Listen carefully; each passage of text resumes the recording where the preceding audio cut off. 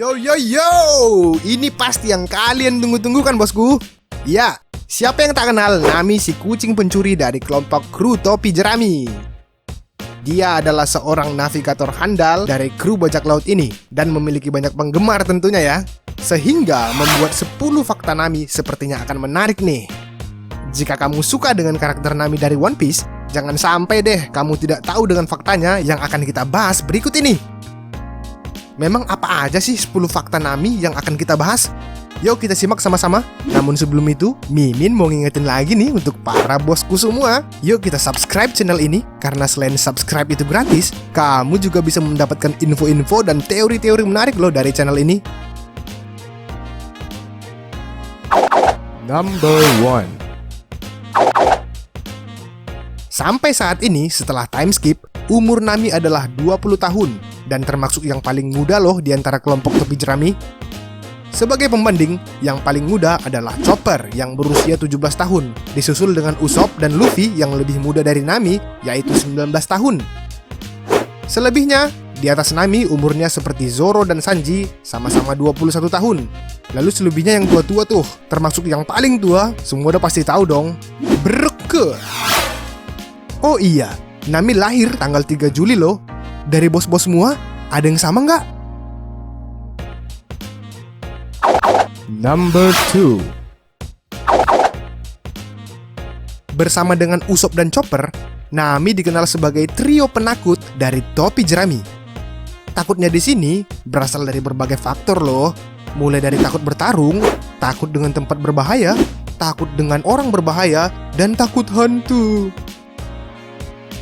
Meskipun begitu, jika berhubungan dengan uang, harta karun, atau sejenisnya, maka dia akan menjadi yang paling berani. Seperti contohnya mencuri, bahkan dari orang yang kuat loh. Selain itu, kelompok topi jerami beberapa kali masuk dalam sesuatu hal yang berbahaya karena Nami menginginkan sesuatu dari tempat itu. Seperti saat mereka ke Pulau Karakuri demi mahkota emas, meskipun Nami juga takut. Dan satu lagi, saat topi jerami ikut balapan antar bajak laut demi hadiahnya. Number 3. Fakta Nami yang satu ini, Mimin yakin deh dari kalian semua hanya sedikit saja yang tahu.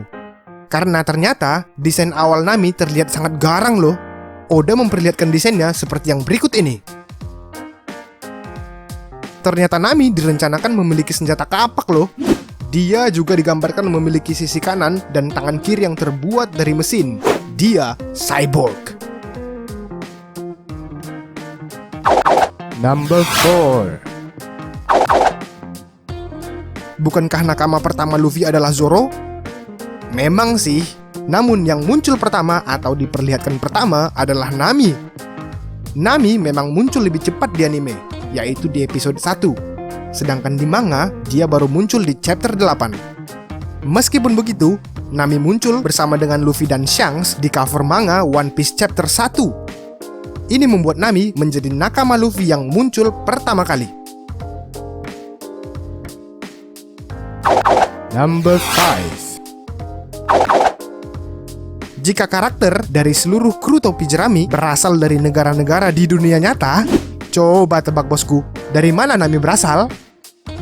Menurut Eiichiro Oda, Nami berasal dari negara Swedia. Jika dia berasal dari dunia nyata. Ayo, siapa di sini yang orang Swedia? Ada nggak nih? Number 6. Di dalam kelompok topi jerami, dikatakan bahwa Nami adalah salah satu anggota yang pintar, selain Nico Robin tentunya ya.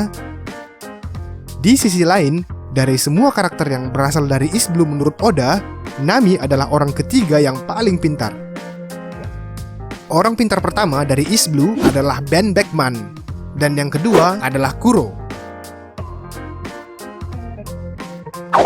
Number 7. Orang pertama yang sampai saat ini pernah mengundang nakama baru sebelum Luffy mengundangnya adalah Nami. Hebat kan?